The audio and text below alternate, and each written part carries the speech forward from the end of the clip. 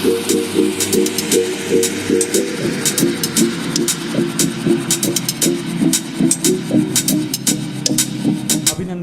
Welcome.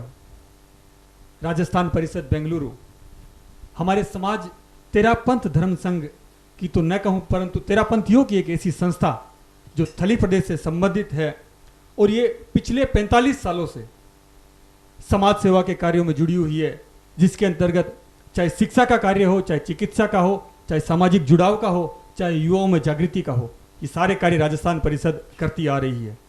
और राजस्थान परिषद एक बार फिर नए कार्यों के साथ, नए प्रोग्राम के साथ हाजिर है। कार्यक्रम है मीट द आइकॉन। ये एक ऐसा कार्यक्रम है जिसमें हम समाज की विशिष्ट हस्तियां जिन्होंने अपने क्षेत्र में मुकाम हासिल किया है, या धर्म संघ को उनका विशिष्ट योगदान है, या उनका बिजनेस एम्पायर है, और वो अपने बिजनेस के माध्यम से, अपने जीवन के माध्यम से लोगों को संदेश दे सके, ऐसी शख्सियत को हम यहाँ पर बुलाते हैं और उनका साक्षात्कार करते हैं। और इस साक्षात्कार के माध्यम से न केवल राजस्थान परिषद बल्कि संपूर्ण जनता को हम बताना चाहते हैं कि आपके जीवन से उनको क्या प्रेरणा मिल सकती है। आज हमारे साथ राजस्थान परिषद के स्टूडियो में मीट द आइकॉन कार्यक्रम में हमारे साथ उपस्थित है श्री राजेंद्र जी भंसाली और सरिता जी भंसाली, जो एनी टाइम वाटर, जो बेंगलोर का एक नामचीन ब्रांड है, उसके मालिक हैं, और आज हम इनका साक्षात कर लेंगे। अब मैं आगे की चूल किया। हाय हेलो, मैं पूजा जैन यहाँ पे जितने भी लोग बैठे हैं उनको तहे दिल से स्वागत करती हूँ। और हम यहाँ पे जितने भी लोग बैठे हैं, क्या हम एक बार जोरदार तालियों से स्वागत कर सकते हैं डॉक्टर राजेंद्र जी भंसाली और उनकी वाइफ का।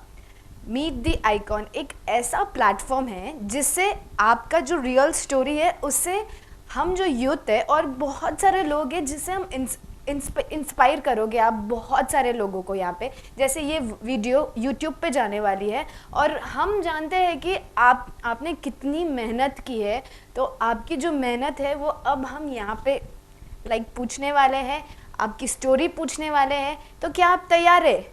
यस। तो हम स्टार्ट करते हैं बचपन से, ठीक है? जैसे हम बचपन में रहते हैं वैसे आज भी हम अभी भी हम ऐसे ही है। तो मैं कुछ क्वेश्चन पूछना चाहूँगी बचपन के बारे में। क्या मैं पूछ सकती हूँ बचपन में आपका स्वभाव कैसा था? I was a sporty boy during till the school age. इसके बाद मुझे पढ़ने लिखने की बहुत अच्छा थी। मैं सिलीगुड़ी स्कूल एजुकेशन करने के बाद कलकत्ता गया, सिटी कॉलेज में एडमिशन लिया, और कॉलेज तो 4 घंटे की थी। इसके बाद क्या करें, मैं कॉलेज के साथ साथ IIM Indian institute of modern management IIMM, वो सेंट जेवियर्स कॉलेज में चलता था इवनिंग, तो मैं इधर कॉलेज कर रहा था, इधर IIM भी मैंने किया। उस ज़माने में 74, 5, 6 मुझे लगता था कि मैं दिन भर बैठा हूँ तो वाई नॉट। वहाँ पे सारे इंडस्ट्रीज के कैप्टन्स, एग्जीक्यूटिव्स लेक्चर देने आते थे डेली, कभी कोई सब्जेक्ट पर, कभी कोई। वो जो एक पर्टिकुलर मेरा 2 साल का पीरियड था, that gave me lot of enthusiasm, energy. What is industries, what captains are feeling, which language they are talking, what they are targeting, what is their experience, ये मुझे उस IIMM में मुझे मिला। देन चूँकि IIM में seat मिलना मुझे मुश्किल था, I was not to that talent कि मुझे IIM अहमदाबाद, कलकत्ता, बेंगलोर में एडमिशन मिल जाए। तो वो 1-2 साल का जो मेरा मैनेजमेंट का एक्सपीरियंस, वहाँ से जो मुझे डिप्लोमा मिली, that has given me a brilliant healthy mind, business mind. Yes, next. बहुत अच्छा, बहुत आपने डबल डिग्री ट्राई किया है, बहुत अच्छी बात है। लेकिन आपका क्या स्वभाव थोड़ा शरारती नहीं था? No, I was a decent boy. Decent boy, I was a decent boy. और ये अभी तक डिसेंट ही हो? अभी तो ज़्यादा मुझ पर रिस्पॉन्सिबिलिटी आ गई है, बड़ा हूँ, मेरे खुद के बच्चे भी हैं। पहले भाइयों को सबको सेटल कराने की चेष्टा की मैंने, टोटल भाइयों को ऑनेस्टली मैंने अपने हाथ से उनका बिजनेस एडवाइस सेटअप कराने में मेरा एक्सपीरियंस हमने उनको हमेशा दिया, and they are also very successful in their field. 1 or 2 are the top in their city or there in the region. मतलब आपने आपका करियर के साथ आपके लाइक फैमिली की भी Yes. बहुत हेल्प की, क्या बात है, बहुत बढ़िया। और मैं पूछना चाहूँगी कुछ ऐसी बचपन की एक ऐसी यादगार है जो लाइक आज भी आपको वो याद करते ही एक चेहरे पे एक स्माइल आ जाए, एक रौनक आ जाए चेहरे पे, कोई एक ऐसा मोमेंट है?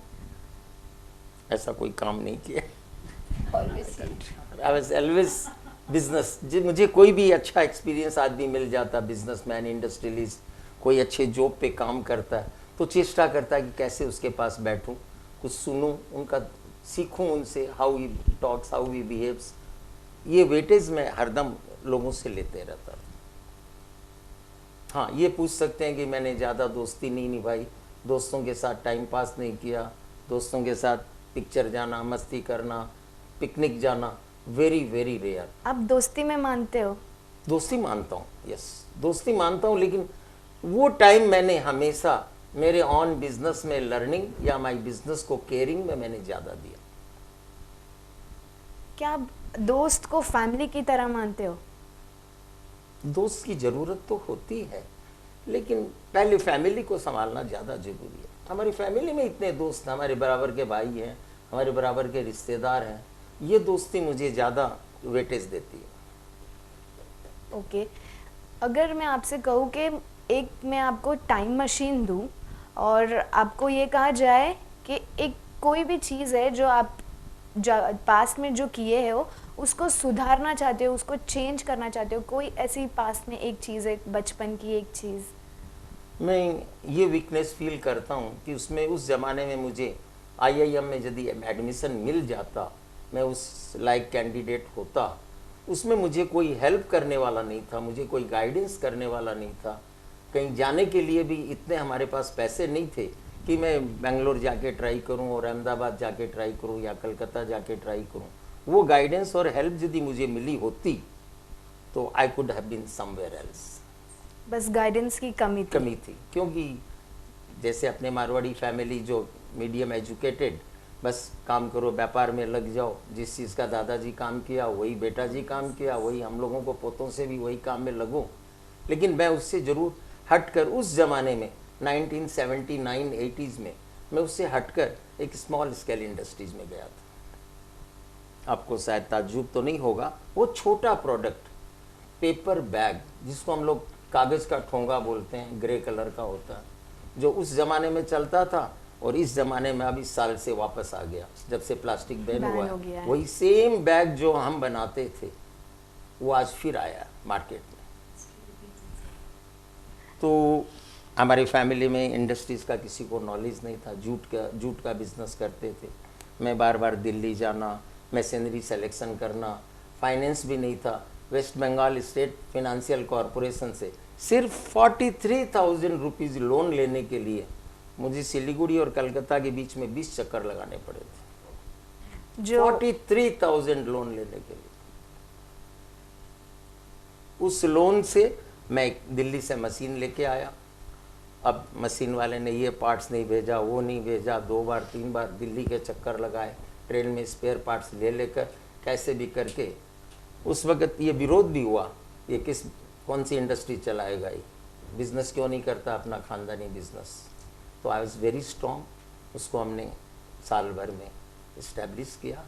बाद में चूँकि हमारे पीछे भी 4 भाई थे, तो पेरेंट्स ने बोला कि तुम तो एक्सपर्ट है, कुछ भी कर लोगे, ये काम अब नेक्स्ट भाइयों को संभालो और तुम बेंगलोर जाओ।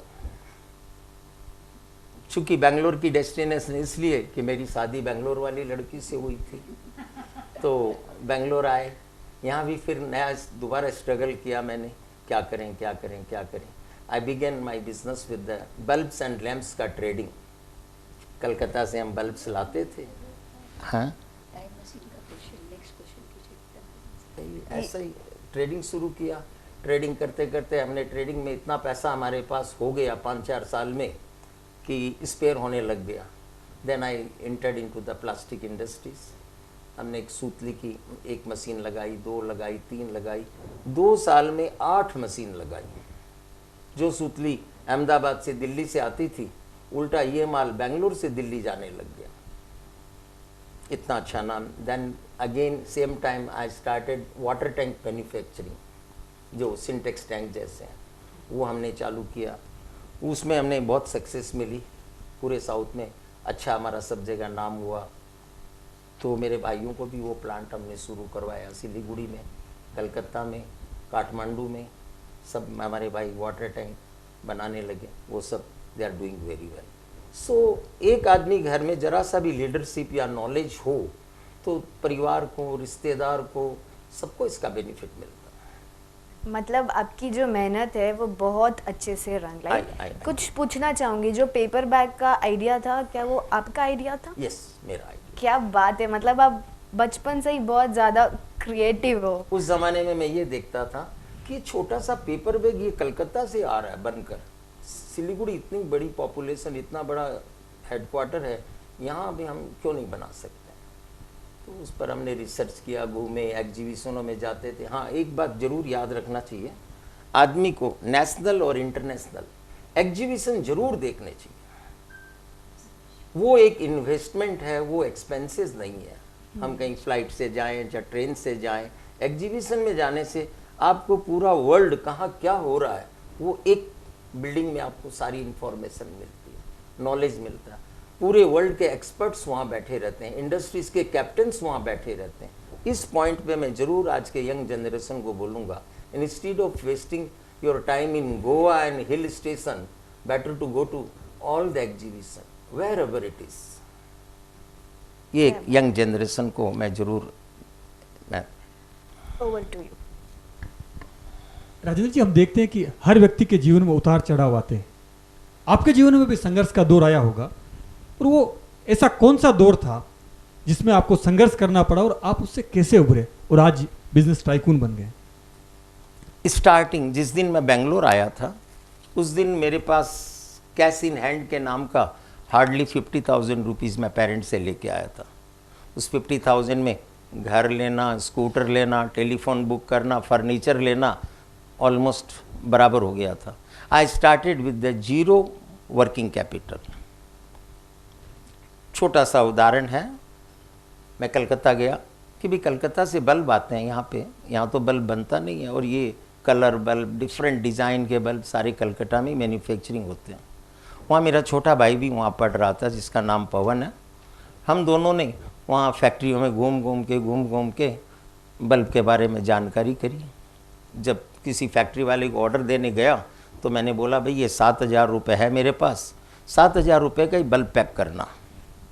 उसने मुझे 3 गुना 20-25 हज़ार रुपये का माल पैक करके ट्रांसपोर्ट में बुक करके बिल्टी पकड़ा दी. सॉक्ड, किससे मांगने जाऊँ. ऐसी स्थिति में हमने बिजनेस शुरू किया. और फिर उसको उभरे कैसे आप? उभरे कैसे, ये बात उस मैन्युफैक्चरर की बताता हूँ मैं. बहुत इम्पोर्टेंट लाइन है मेरे लाइफ में.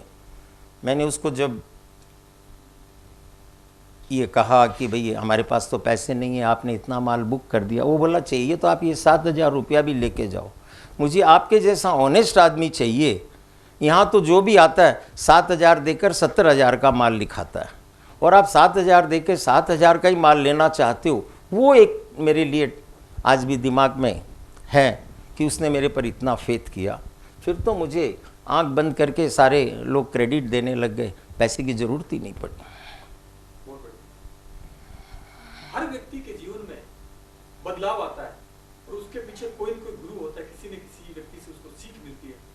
आपके जीवन में भी ऐसा बदलाव आया या आपका मार्गदर्शक कौन था? देखिए, टू बी ऑनेस्टली, एक तो मेरे फादर इन लॉ खुद थे, रायचंद जी बछावत. मैं उनके सानिध्य में या उनके साथ मुझे 2 साल बेंगलोर में काम करने का मौका मिला. क्या उनकी हिम्मत थी, बहुत हिम्मतवानी आदमी थे. कोई भी समस्या हम लोग लेकर जाते तो उसको तो ऐसे ही हंसते खेलते, इसका ये समाधान, इसका ये कर लो, इसका वो कर लो, उसको छोड़ दो, उसको भूल जाओ. ये जो शुरू का जो मुझे ताकत मिली, it was, I always remember him. इसके बाद नए फील्ड में थे, दिन भर ट्रैवलिंग करते थे, केरला, कर्नाटक, तमिलनाडु. वो जो आप जब कष्ट में बाहर जाते हो तो वक्त आपको सिखा देता है. बहुत बड़ी बात, उनको याद रखना बहुत बड़ी बात होता है कि जिन्होंने आपका मार्गदर्शन किया, उनका मंच से नाम लेना बहुत बड़ी बात होती है।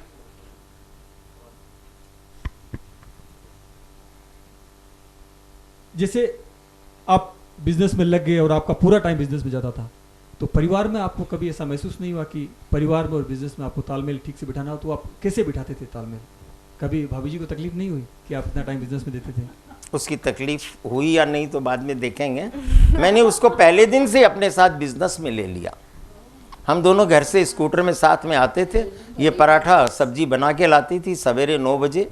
ये हमारे ऑफिस में, चिकपेट ऑफिस में, जहाँ पे होलसेल का हम बल्ब का काम करते थे, ये ऑफिस में बैठती थी और मैं दिन भर ट्रैवलिंग करता था, कर्नाटक, केरला, तमिलनाडु, 2 दिन, 4 दिन, 5 दिन, 7 दिन। आपको मालूम है उस ज़माने में न तो अच्छे ट्रांसपोर्टेशन थे, न अच्छी बसेस थी। I remember Hubli to Bangalore 400 kilometre, एक बार नहीं दर्जनों बार मैं स्टैंडिंग आया हूँ नाइट को। स्टैंडिंग, कभी कभी फुटपाथ पे, उस पे ये फुटबोर्ड होता है, उस पर बैठकर थोड़ा सहारा ले लेते थे। तो ये वक्त आपको सब सिखा देता। जीवन में आपने संघर्ष बहुत देखे बहुत हैं। किया, बहुत किया, बहुत किया। वही। इसमें आपको भाभी जी का कितना सपोर्ट मिला? ठीक, काफ़ी वर्षों तक, टिल आई बिलीव 1997 तक। सब कुछ याद है आपको? 1997 तक, जो ये बोल रही है 18 साल ही हमारे साथ ऑफिस में, फैक्ट्री में, सब जगह हमारे साथ थी। बाद में मेरे भाई लोग आ गए। हाँ, मैंने इनको 18 साल बिजनेस में हेल्प किया बिकॉज मैं अभी एक ऐसे खानदान से थी जहाँ बोलते हैं कि परिवार में जैसे भी हो, जो भी हो, एडजस्ट करते हुए चलो। तो मेरे को लगा इनको बिजनेस में सेट होना है तो मेरे को सपोर्ट करना है। और जो बल्ब का बिजनेस था वो ऐसा था कि अगर इनकी मतलब जो इनका मैंने इनको एब्जॉर्व किया शादी के बाद कैलकुलेटिव, कि एक भी बल्ब अगर जाता है तो मैं 3 रुपया खोता हूँ। और मैं भी रायचंद बछावत की बेटी थी, तो मेरे मतलब कहीं ना कहीं मेरे में बिजनेस था, चाहे मैं उस लेवल तक नहीं पहुँची क्योंकि मैंने अपना एजुकेशन पूरा नहीं किया, बट वो था तो मैंने इसलिए सपोर्ट किया। ये टूर में जाते, या ऊपर हमारी मेन गोडाउन थी, नीचे छोटी सी ऑफिस, कोई सुनेगा तो सोचेगा चिकपेट में जहाँ सामने यूरेनल्स था वहाँ हमारी ऑफिस थी और मैं वहाँ बैठा करती थी। इंटरकॉम रहता, नीचे से फ़ोन करती, फलाना कस्टमर आ रहा है, 1 डज़न बल्ब देना। So this is how. But the best part, initiative इनका था, इन्होंने ससुर जी को बोला कि मैं सरिता को ऑफिस ले जाना चाहता हूँ। एंड सेकेंडली मेरे ससुर जी को मुझ पर बहुत भरोसा था, बेंगलोर के नाम से बस इतना ही बोला कि अगर समाज ने ऑब्जेक्शन करी तो हमारी कोई प्रॉब्लम को नहीं। तो उनकी हाँ, इनकी हाँ, और खुद की भी चाह, इच्छा कुछ करने की, चाहे कैसे भी रास्ता मिला हो, ऐसे करते करते, और काइनेटिक भी आना जाना सब करते हुए, that way I supported. And जब लगा कि अब ये भी सेटल हो गए, अब घर गृहस्थी परिवार में थोड़े दिन I spend, that's how. There is a will, there is a way. लेकिन सोचा नहीं था। एक चीज़ हमने आपके बारे में जानी कि आपने बहुत सारे बिजनेस किए। पहले आप पेपर बैग का बिजनेस किए, फिर आपने जैसा कि बताया कि आपने बल्ब्स की ट्रेडिंग का बिजनेस किया, फिर आपने वाटर टैंक जो होते स्टोरेज वो बनाए, फिर आप प्लास्टिक सुतली का बिजनेस किया, और फिर आपने मिनरल वाटर के क्षेत्र में आपने कदम रखा। तो आपका ये जो बिजनेस चेंज करने का इसका कारण क्या था, जबकि आप हर बिजनेस में आप सफल थे? बताता हूँ। पेपर बैग मैंने शुरू किया, उसको एकदम सेटअप करने के बाद छोटे भाइयों को हैंडओवर पिताजी ने करवा दिया कि भाई ये तो तुमने जमा दिया, अब छोटे बच्चों को दे दो, ये लोग संभाल लेंगे। बल्ब का बिजनेस, कैपिटल नहीं थी उस वक़्त हमारे पास, तो छोटे कैपिटल में कोई ट्रेडिंग ही कर सकते हैं, हम इंडस्ट्रीज़ तो नहीं लगा सकते। इंडस्ट्रीज़ में मशीनों के लिए, बिल्डिंग के लिए काफ़ी पैसा चाहिए। तो हमने शुरुआत ऐसे की, जब उसमें सक्सेस हो गए, मैंने बल्ब के बिज़नेस में हम लाखों रुपए महीने के कमाने लग गए थे। और आई हैड सरप्लस मनी, जिसको हम स्टार्टिंग में इंटरेस्ट में दे देते अपने यार दोस्त जान पहचान में। फिर देखा वहाँ भी सरप्लस हो गया, then I entered into the manufacturing. सूतली का शुरू किया, काफ़ी सक्सेस रहे। एक मशीन सूतली की लगाकर 2 साल में हमने 8 मशीन लगा ली। यानी वो सूतली मशीन बनाने वाला भी हमको मशीनें क्रेडिट पे देने लग गया। वो वेट नहीं करता था हमारे पैसा मिलेगा तो हम मशीन को ट्रक में लोड करेंगे, वो बोला लेके जाइए, अब भेजता हूँ, पैसा बाद में भेज देना। ये जो एक विश्वास जो पैदा कर सकता है, ये एक कम्युनिटी, मारवाड़ी कम्युनिटी कर सकती है।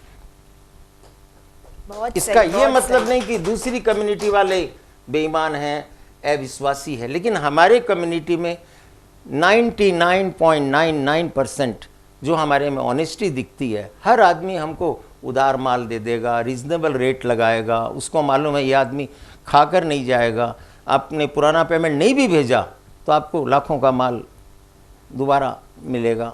ये एक अपनी कम्युनिटी का सबसे बड़ा गुण है।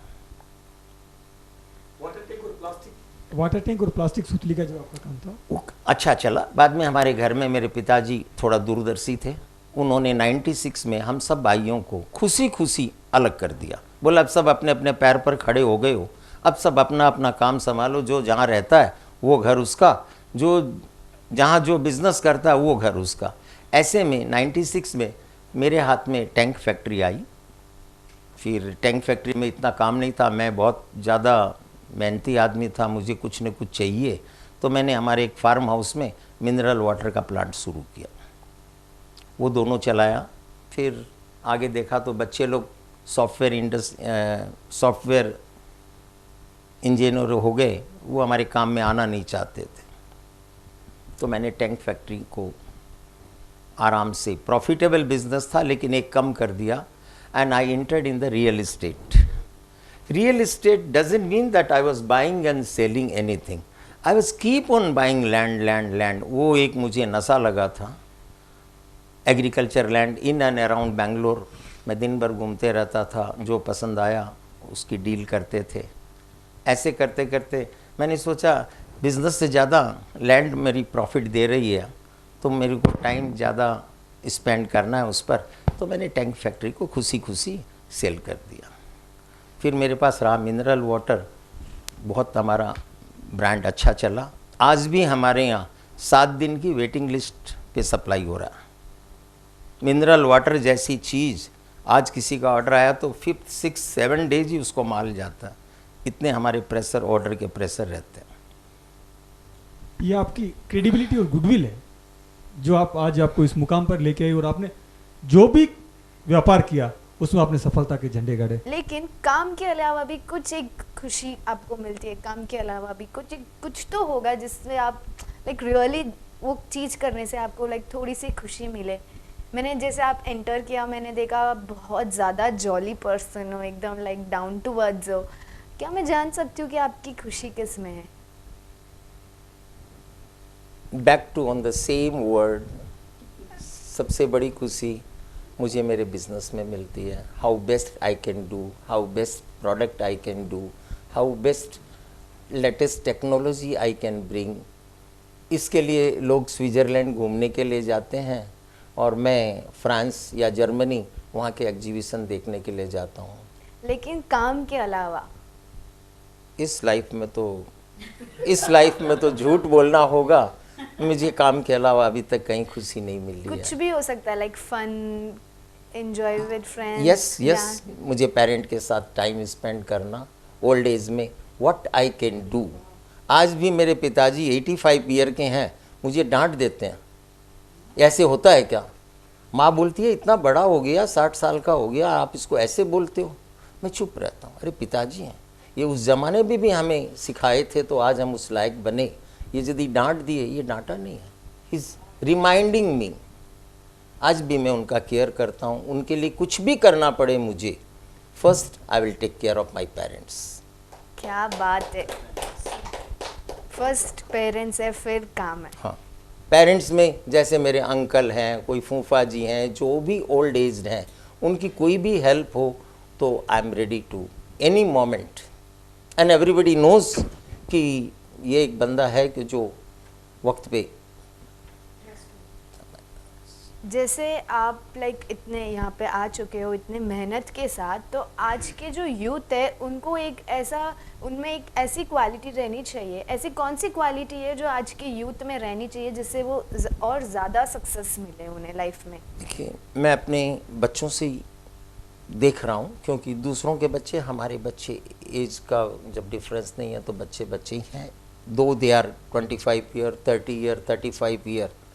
ज़्यादातर इस चेंजिंग सिनेरियो में मैंने देखा बच्चे मस्ती, अनटाइम सोना, अनटाइम खाना, अनटाइम मूवी देखना, काम पे कम ध्यान देते हैं, वो लग्जरी पे, ये ब्रांड, ये ऐसा वो ऐसा, किसने क्या पहना उनको मालूम है, मुझे नहीं मालूम। आधी घंटा बाद मुझे ये याद नहीं रहेगा कि आपने ब्लू पहना और उन्होंने येलो पहना।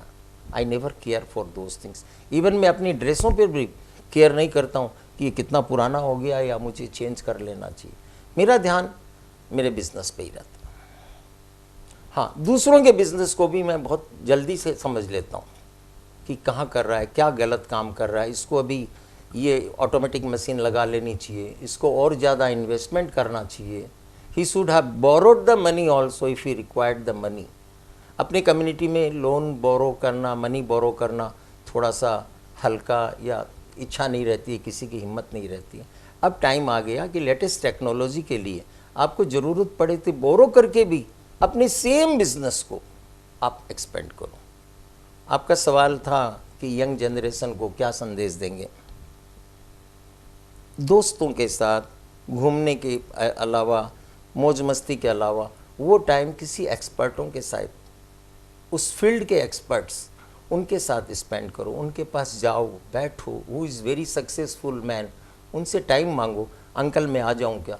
कोई ऐसा आदमी नहीं है जो बच्चों को या किसी यंगस्टर को ना कर देगा मत आना, मेरे पास टाइम नहीं है। Everybody ready to give our experience to childrens. ऐसे लेने वाले बच्चे नहीं हैं, ऐसे पूछने वाले बच्चे नहीं हैं। आज वो दिन भर गूगल में इधर उधर उनको बोलते हैं हमारे पास तो आपसे ज़्यादा knowledge, I know what is this and what is that, Google tells me. तो गूगल का डॉक्टर फिर वो गूगल ही रहेगा, फिर हमें रियल मेडिसिन और हॉस्पिटल जाने की ज़रूरत नहीं पड़ेगी। ये प्रैक्टिकल बिजनेस और गूगल एकदम अलग चीज़ है। गूगल आपको कम्युनिकेशन में हेल्प कर सकता है, गूगल आपका बिजनेस नहीं संभाल सकता है। सेटअप नहीं कर सकता। उसकी प्रॉफिटेबिलिटी बढ़ाना घटाना, आप कितने आगे हो अपने फील्ड में, ये हमें देखना है। आज मैं जो भी प्रोडक्ट बनाता हूँ, आज सवेरे ही मैंने अपने बेटे को लिखा, बेटा तुम इंटरनेट पे ढूंढो पानी को एल्युमिनियम कंटेनर जैसे बियर कूल ड्रिंक्स आता है उसमें पैक कैसे करना, उसकी मशीनरीज कहाँ मिलती है। अभी तो हम सब पेट बॉटल में लगे हुए हैं, तो एक कदम आगे सोचना। कल प्लास्टिक बैन होगा, उससे पहले ही हमारे पास टेक्नोलॉजी हो, मशीनरीज हो, हमारा प्रोडक्ट मार्केट में लॉन्च करने के लिए रेडी हो, तो हम कभी भी एक डिकेड आगे की सोचते हैं। What can be tomorrow next. अब यू मे बी लाफिंग, अब now we have to pack the oxygen in the pouches. जो पॉल्यूशन जो हमारे ऑल वर्ल्ड वाइज ग्लोबल जो है, अब हमें पानी की बोतल ऐसे लेके चलते थे, अब ऑक्सीजन या पीठ पे रखना या पॉकेट में रख कर चलने का वक्त आ रहा है। So I am looking for how to pack the oxygen in future.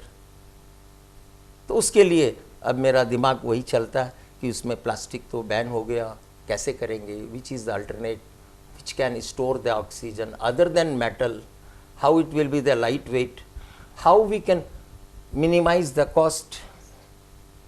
सो एक डिकेड दो डिकेड आगे चलने का मतलब यही हुआ कि आप नेक्स्ट प्रोडक्ट की सोचो।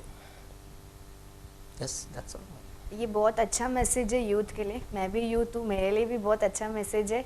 एंड आई होप ये मैसेज हमें लाइक जाए और हम आपके जैसे बनने की कोशिश ज़रूर करेंगे। Over to you.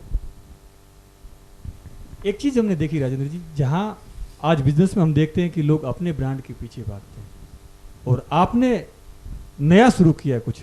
आप एनी टाइम वाटर, आपकी जो इंडस्ट्री है, आप जिस किसी भी कंपनी को चाहिए उसके नाम से पानी बना के देते हैं, उसके नाम की पैकिंग करके आप देते हैं। यह आइडिया आपके पास कैसे आया? देखिए, मेरा शुरू से ही जो काम मल्टीनेशनल कंपनी या बिग कंपनी कॉरपोरेट करते थे, जैसे water tank, Sintex was the country's leader during 1990। यहाँ बेंगलोर में मेरा पहला प्लांट था सिंटेक्स के अलावा। तो मेरा ध्यान ये रहता था कि बड़ी कंपनी जिस प्रोडक्ट को बनाती है, नेचुरली उसके ओवरहेड्स ज़्यादा होंगे, उसके एग्जीक्यूटिव्स, उनका एडवर्टीजमेंट, उनका ये सारे ओवरहेड्स बहुत ज़्यादा होंगे। वो किसी चीज़ को 6 रुपया में बेचते हैं, हमने वही प्रोडक्ट बनाया और 3 रुपया में ला के रख दिया। तो 6 का माल 3 में मिलेगा तो हमारे यहाँ लाइन ज़रूर लगेगी। 3 में देने का ये मतलब नहीं कि मैं लॉस में दे रहा हूँ, रीज़नेबल एक 10% ग्रॉस प्रॉफिट हमारे बिजनेस में था। अभी पानी बनाया तो पानी कौन बनाता था? मिनरल वाटर 1997 में एक बिस्लरी था, किनले और एक्वाफिना तो बाद में आया।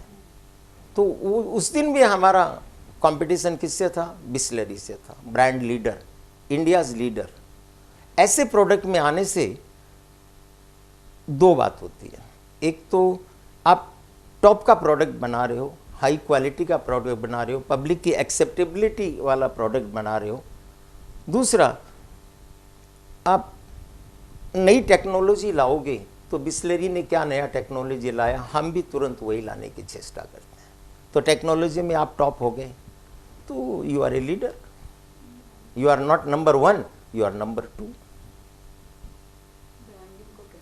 और इसके बाद अभी रिसेंटली 3 इयर्स बैक मेरा छोटा लड़का अतुल, जो MBA किया यहाँ बेंगलोर में बिशप कॉटन से, टॉपर था, श्री राम कॉलेज ऑफ दिल्ली, वहाँ पे उसने एजुकेशन किया। उसने मुझे बहुत एक नया कॉन्सेप्ट दिया, branding of the bottle, customize bottle. हर कस्टमर अपने इस्टेब्लिशमेंट का नाम, hotel, restaurant, airlines, even mobile company, even your ये ज्वेलर्स, वो अपने नाम का हमसे बॉटल बनवाते हैं, उनके नाम का डिज़ाइन, लेबल।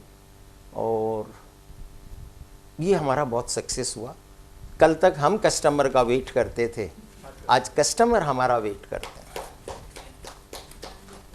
यह है एक बड़े बिजनेसमैन की पहचान की लीक से हटकर सोचे, और आपने वही किया और आज अपने बिजनेस में आप झंडे गाड़ रहे हैं। तो एक चीज मैं और जानना चाहूंगा कि हम तेरापंथ धर्म संघ से जुड़े हैं, और आपके जीवन में या आपके बिजनेस में तेरापंथ धर्म संघ का प्रभाव है? पहले मैंने शब्द दूसरा कह दिया था, मारवाड़ी कह दिया था। अभी मैंने ये कहना चाहिए था कि हम तेरापंथी कितने ऑनेस्ट हैं, कितने सिंसियर हैं। हम किसी का न तो रुपया पैसा, किसी को ठेस पहुंचाना भी नहीं चाहते कि मेरे कारण मेरे सप्लायर या मेरे कस्टमर को कोई तकलीफ हो, तो why not I should carry that on my head. In other words, धर्म का हमारे ऊपर बचपन से ही प्रभाव है, क्योंकि हमने अपने पेरेंट्सों को देखा है, साधु संतों का दर्शन करने जाते थे, उनकी सेवा करने जाते थे, उनका सानिध्य मिला हुआ है बचपन में। तो धर्म से तो शुरू से ही हम जुड़े हुए हैं। अब प्रोग्राम बड़े होने लग गए तो फिनेंशियली उनको डोनेशन वगैरह भी देना पड़ता है, सबको देना पड़ता है। सब नहीं दे पाते, कुछ दे पाते हैं। तो ये काम हम सब कर रहे हैं, मैं अकेला नहीं, हम सब कर रहे हैं, और अपने गुरु के प्रति हम अर्पित हैं। गुरु के प्रति आपकी अनंत श्रद्धा है। तेरापंथ धर्म संघ को आप 2025 में किस रूप में देखना चाहिए? अच्छा प्रश्न आपका। देखिए, कल तक यानी कुछ वर्ष पहले तक कोई यंग जनरेशन साधु संतों के करीब नहीं आती थी। एजुकेटेड तो बिल्कुल कम आते थे, क्या साधु जी हैं, दिन भर वो ये करते हैं, वो करते हैं, ये करते हैं। आज देखिए, ये TPF है, तेरापंथ युवक परिषद है, और जितने भी अपने संस्थान हैं, देखिए सब टॉप क्रीम यंगस्टर उसमें जुड़े हुए हैं। फ्रॉम 20 to 60 तक हम यंगस्टर ही कहते हैं, ओल्ड एज नहीं कहना चाहिए। सब जुड़े हुए हैं। ये हमारे धर्म का प्रभावना से, जो एक यंग जनरेशन धर्म से कट रही थी, अब उसी स्पीड में वापस जुड़ रही है। इसका उदाहरण अपने चातुर्मास में बेंगलोर में हम रोज देख रहे हैं। करेक्ट, बहुत बढ़िया बात। एक चीज और, हमारे समाज में कोई ऐसा बदलाव जो एक प्रथा के रूप में बना हुआ हो, आपकी नज़र में ऐसी कोई प्रथा जिसको आप बदलने के लिए युवाओं को मैसेज देना चाहेंगे? जैसे पहले आचार्य तुलसी ने उस समय जो पर्दा प्रथा थी, जो घूंघट निकाले, उसके लिए आचार्य तुलसी ने उस समय आह्वान किया था और वो हटी थी। ऐसी कोई प्रथा आपके दिमाग में जिसको आप समाज को संदेश देना चाहेंगे कि आज ये प्रथा है और इसका नया रूप सामने आए? देखिए, ये शुरुआत हमारे मास रमन जी आचार्य श्री ने कर दी है। ये जो हमारे TPF वाले हैं, आपस में मिलते हैं, B2B की जो मीटिंगें हो रही है, आप अपना अनुभव बताओ, मैं अपना अनुभव बताऊं। आपको कुछ पूछना है, किसी दूसरे अपने बिजनेसमैन को पूछना है, हम आपस में जो अभी एक्सचेंज कर रहे हैं, ये जो हमारा चल रहा है, ये सही दिशा है। इसका मतलब हुआ हम समाज के साथ भी हैं, हम धर्म के साथ भी हैं, हम अपनों के साथ भी हैं, और लेटेस्ट चीज़, लेटेस्ट अनुभव उनका जो भी है हम ले रहे हैं, this is a good sign. जी प्रथा तो नहीं बोलूँगी, अपने मतलब देरापंथ समाज में कोई रूढ़िवादी ज़्यादा नहीं रही है, ऑन है माइक ऑन है। लेकिन जैसे हम जेएनयू में बोलते हैं कि जूठा नहीं छोड़ना चाहिए, बट मुझे इस चीज़ से तकलीफ बहुत ज़्यादा होती है कि 90% अपने ही समाज के लोग जूठा छोड़ते हैं।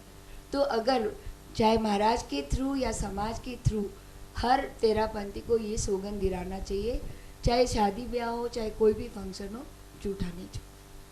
ये चीज़ सिर्फ तेरापंथी नहीं, हर किसी को, लाइक सिर्फ तेरापंथी नहीं, हर किसी को ये सौगंध दिलानी चाहिए, लाइक जैन तक को हम सौगंध दिलाना सबसे चाहिए। ज़्यादा बात ये जेएनयू में बहुत कहा गया है, जूठो कौन छोड़नो सौगंध लो, और ये ही जेनी औरतें, मैं तो बोलती हूँ मेरे परिवार की औरतों को भी, मैंने, मेरा परिवार चाहे पियर हो ससुराल हो, शादी ब्याह में जाते लगता है फ्री का खाना थाली भर लिया और ये टेस्टी नहीं हो को नहीं छोड़ देता।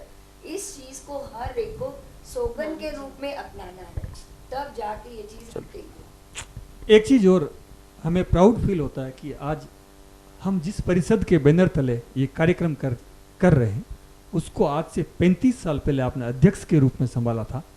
आज से 35 साल पहले की राजस्थान परिषद और आज की राजस्थान परिषद और आज से 5 साल बाद राजस्थान परिषद को आप किस रूप में देखते हैं?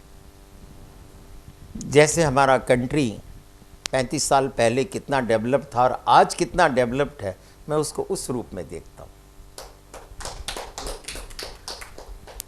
और उस जमाने में जो सबसे उम्र वाला है, सबसे बुजुर्ग है, मैच्योर्ड है, उनको राजस्थान परिषद का ज़बरदस्ती अध्यक्ष बनाया जाता था, थोपा जाता कि नहीं तुमको ही बनना पड़ेगा। मेरे पर भी ये बीती हुई है।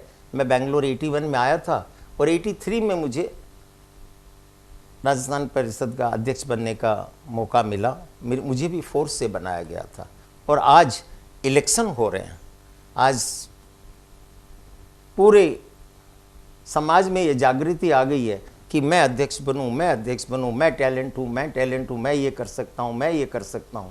आप सोच लो, उस वक्त फोर्स से अध्यक्ष बनाया जाता था, आज अध्यक्ष के लिए कंपटीशन होता है। It's very matured. राजस्थान परिषद जैसे शिक्षा और चिकित्सा के क्षेत्र में तो कार्य कर रही है, आपको इतने सालों का अनुभव है, ऐसा कोई कार्य जो राजस्थान परिषद जिसे समाज को नया संदेश दे सके, आप कुछ बताना चाहेंगे? देखिए, राजस्थान परिषद ने छोटे छोटे कुछ काम इन वर्षों में शुरू किए हैं। It's not enough. It's not enough का मतलब इसमें अभी बहुत गुंजाइश है। इसको बड़े स्तर पर हम कर सकते हैं, इसको गांव तक ले जाने के स्तर पर कर सकते हैं। हम तेरापंथियों के अलावा जो समाज के पीड़ित लोग हैं, हम उन तक ये सेवा उन तक करें। हम सब समर्थवान हैं, काफ़ी लोग समर्थनवान हैं। इसमें पैसे की कंट्रीब्यूशन की कहीं कमी नहीं आएगी। कार्यकर्ता यदि ऐसे हमारे मिलते हैं तो हमें इसे और गांव में गरीबों तक, अनाथ आश्रमों तक, गरीबों के बच्चों का एजुकेशन, ये काम बहुत बड़ा है, हमें इसमें बहुत गुंजाइश है। और बीच में आपको बता दूं, इसका इनिशिएट मैंने आज से नहीं 30 साल पहले से ले रखा है।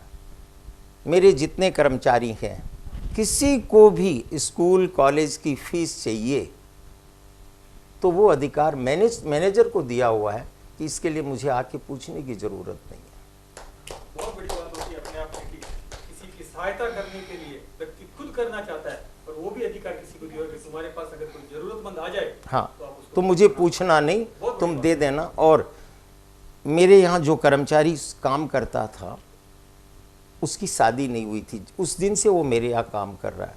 उसकी शादी हुई, उसके बच्चे हुए, आज वो आदर्श कॉलेज के ग्रेजुएशन के फाइनल ईयर में।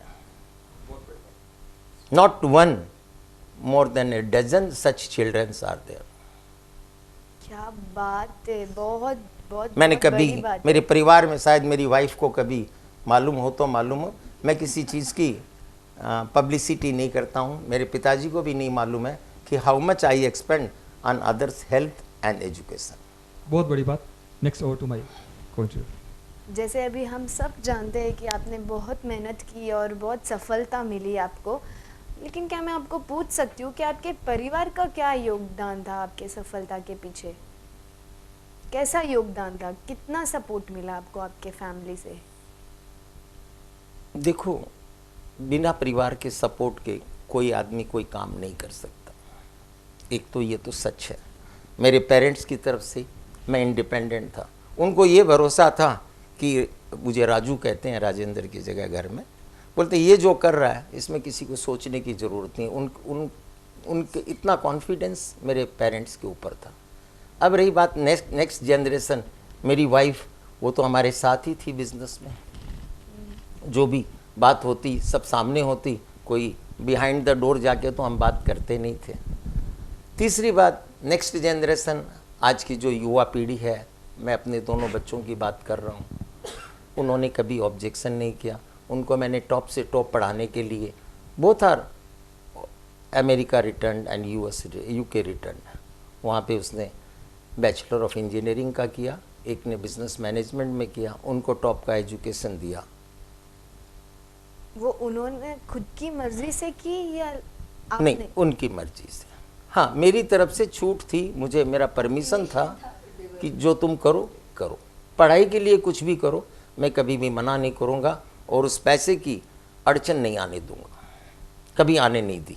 हाँ, हो सकता है मैंने बचाया, अपने खर्च को कटौती किया, अपनी लग्जरी पर कटौती किया, वो किया होगा, किया है, लेकिन उनके एजुकेशन में मैंने कभी कंप्रोमाइज़ नहीं किया। क्या बात है, बहुत बहुत बढ़िया। अब परिवार और समाज के बीच में तालमेल कैसे होता है, परिवार और समाज के बीच में? मेरी नज़रों में, मैं व्यक्तिगत राय बोलता हूँ, मुझे परिवार और समाज अलग लगता ही नहीं है। तालिया। मुझे लगता ही नहीं है। कोई मेरा समाज का आदमी है और ये मेरा बहुत ज़्यादा क्लोज रिलेटिव है, मुझे कभी नहीं लगा। हम कभी फिर भी बोलेंगे क्यों, बट बहुत लोग आते हैं मेरे पास, मिलते हैं, बैठते हैं, सलाह लेते हैं, मुझे बहुत खुशी होती है, बहुत खुशी होती है। ये अपना समाज नहीं, यहाँ के कन्नड़ समाज के लोग मेरे पास आते हैं, इवन पुलिस ऑफिसर्स तक सलाह लेने के लिए आते हैं, पूछते हैं कि ಏನು ರೀ सेटू ही बोलते हैं वो हम लोगों को, सेटू ಏನು ನಿಮಗೆ ಒಳ್ಳೆ ಅನುಭವ ಇದೆ, ಎಕ್ಸ್ಪೀರಿಯನ್ಸ್ ಇದೆ, ಈ ಥರ ಮಾಡಬೇಕು, ಈ ಥರ ಮಾಡಬೇಕು, ಯಾವ ಥರ ಮಾಡಬೇಕು। उनके नज़रों में हम लोग बहुत रिच। कभी कभी वो लोग ये सोचते हैं कि ये मारवाड़ी लोग कहाँ से पैसा लेके आते हैं, कहाँ से हमारे ज़मीन से पैसा लेके जाते हैं, यहाँ से लेके जाते हैं। हमको समझाना पड़ता है, सर जब आया था तो हम बिना कोड़ी आए थे, और आज जो भी है वो इसी ज़मीन पे इसी जगह लगा हुआ है। कल आप और मुझे 4 लोग उठा के ले जाओगे, तब उनके समझ में आती है, yes this man what talks, really this is the future. क्या बात है, बहुत ज़्यादा इंस्पायर करेगी। अभी ये जो वीडियो जब ये यूट्यूब पे जाएगी बहुत वायरल हो जाएगी और बहुत ज़्यादा इंस्पायर करने वाली है सबको आप। टाइम को दोबारा, ये बात शायद पिछले फ्यू मिनट्स पहले बता चुका, यंग जनरेशन को खुद को मोटिवेट होने के लिए मोटिवेटेड लोगों के पास बैठना चाहिए। मतलब मैं आपको बाहर फिर मिलूंगी और आप मेरे को बहुत मोटिवेट करना। यंग जनरेशन वो सोचते हैं नहीं आए मेरे पास बहुत नॉलेज है, ये इस डिब्बे में ही सब कुछ नॉलेज है। कोई टैबलेट देखते हैं तो डिब्बे में देख के बोलती है नहीं ये टैबलेट इसकी है, वो अरे बाबा डॉक्टर ने बेचारे को दिखा के आए हैं, सोच के आए हैं, वो जो दे रहा है कर रहा है, लेट इट कंटिन्यू। यस, तो ऐसे ही अपना अनुभव बांटो, लेकिन लेने वाला भी चाहिए। ये लेने वाले नहीं आते हैं आज के टाइम में कि मैं क्या करूं, मैं कैसे करूं, मुझे ये तकलीफ़ आ रही है, मुझे ये बात दोबारा पूछने के लिए आपसे आना पड़ेगा। इसमें कोई नुकसान नहीं है। मैंने आपको कहा था कलकत्ता के IIMM, वहाँ पे कैप्टन के टॉप लोग वहाँ पे लेक्चर देने के लिए 2 घंटा के लिए आते थे। They were paid for 2 hours, not for monthly. तो हमारा ध्यान रहता था कि एक दिन भी क्लास मिस नहीं हो, 5 मिनट पहले पहुँचूँ, कहीं हमारा लेक्चर शुरू कर दे और हम बहाना बनाएं कि कलकत्ते की ट्रैफिक में फंस गया था। ट्रैफिक से पहले ही आप आके बैठ जाओ। That has given a big knowledge. वो मेरी एसेट्स हैं।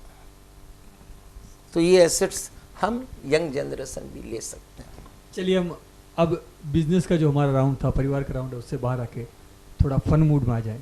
अब मैं आप पे रैपिड फायर करूंगा और आप उनको तत्काल जवाब देना। दोनों को Immediate. जवाब देना है।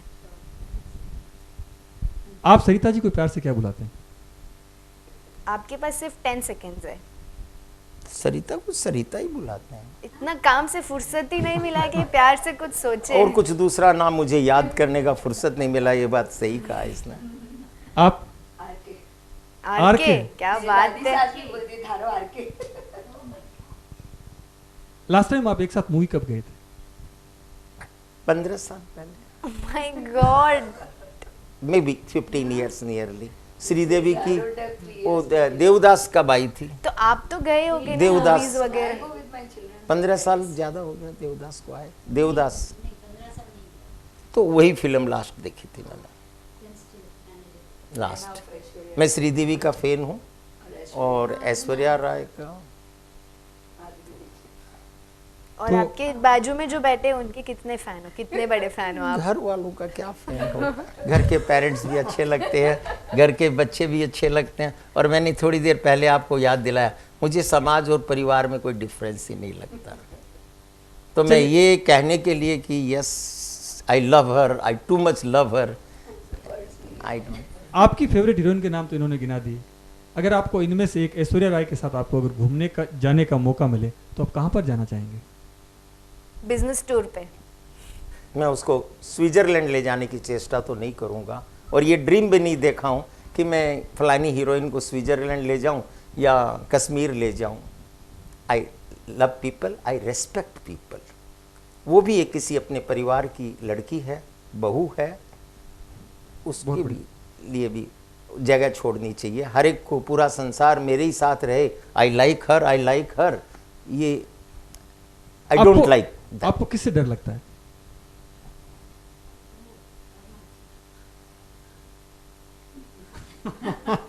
और किसी से डर नहीं लगता। मैं पुलिस से, सरकारी ऑफिसर से, income tax, CBI, sale tax, जो भी बिजनेस में हमारे अधिकारी हैं, मैं किसी से नहीं डरता हूं। एक काम जो आप कभी नहीं करना चाहेंगे? एक काम जो आप कभी नहीं करना चाहेंगे, जो नहीं करना चाहिए, नेम इट। जो नहीं करना चाहिए। बताइए। आपका ऐसा इशारा किस तरफ है? थोड़ा मैं क्लियर नहीं हूँ। जिसे दोस्तों के साथ मतलब आपका आंसर होना चाहिए। ऐसा कभी सोचा नहीं, दिमाग में नहीं आया, लेकिन that's a good answer. ऐसा कुछ नहीं है मेरे पास, इसलिए मेरे पास ऐसा कुछ सोचा ही नहीं है नहीं, तो उसके बारे में कमेंट कैसे करूं। जैसे ऐश्वर्या के बारे में पूछा, मैं क्या आई डोंट डिजर्व कि I take that lady to somewhere and spend some time with her. ठीक है। और आप एक गाना अगर आपको भाभी जी के लिए गुनगुनाने के लिए कहा जाए तो आप कौन सा गाना गुनगुनाएंगे? सोचना पड़ेगा, क्योंकि ये काम भी कभी किया नहीं है। ये काम भी कभी किया नहीं है। मतलब आपकी वाइफ ने बहुत एडजस्ट Sacrifice किया किया। है, बहुत सैक्रिफाइस किया है। मतलब बोलो तो, अगर तुम ही बोलो। हाँ, वो फेवरेट गाना है मेरा, डोला रे डोला। जब देखता हूँ बहुत एनर्जी आती है, बहुत फास्ट डांस अगर है। आपकी वाइफ रूठ जाती तो आप किस गाने से मनाओगे? 2-4 घंटा छोड़ देता हूँ। ठीक हो जाए। मुझे ही 2 दिन के बाद सोचना पड़ता है यार छोड़। 2-4 घंटे छोड़ देता हूँ, चुप हो जाएगी। एक थोड़ा कोई गाना, टेम्परेचर ऊपर हुआ होगा, कूल हो जाएगा। कुछ गाना डेडिकेट करोगे यहाँ पे? देखिए मेरे पास फिलहाल तो नहीं है, ऐसा कभी नहीं आप किया। सोच सकते हो, To be honest, he is not nowhere romantic. तो आप डेडिकेट कर दो। तुम आप करो, बहुत तुम ज्यादा रोमांटिक मैं इनके लिए तो नहीं, बट माय फेवरेट सॉन्ग है। बोलो, बोलो। जब कोई बात बिगड़ जाए। So sweet. That's so If I can. जब कोई बात बिगड़ जाए, जब कोई मुश्किल पड़ जाए, तुम देना साथ मेरा ओ हमनवा। Last but not the list, हर आदमी की व्यापार करने की एक उम्र होती है, एक उम्र तक व्यापार करता है। जैसे आप वर्कोलिक है, आप बिजनेस के अलावा कुछ और सोचते नहीं। एक समय आएगा, आप 50 के 60 के जिस भी उम्र में हैं, आप आज से आपको 70 साल के हो गए, उसके बाद आपके मन में ऐसा क्या ड्रीम है आपका जो आप बिजनेस से निवृत्त होकर करना चाहेंगे? देखिए, ये हुआ कि आपकी हेल्थ परमिट नहीं करे, आदमी का मन परमिट नहीं करे, ये अलग चीज़ होती है। मन यदि हमारा ठीक है तो एज तकलीफ़ नहीं देगी। एज इतना ही तकलीफ़ देगी कि भाई ठीक है, उम्र हो गई, अब मैं चल नहीं पा रहा हूँ, बैठ नहीं पा रहा हूँ। वो दिन हमारा रिटायरमेंट का होगा जिस दिन हम शारीरिक रूप से कमज़ोर हो जाएंगे।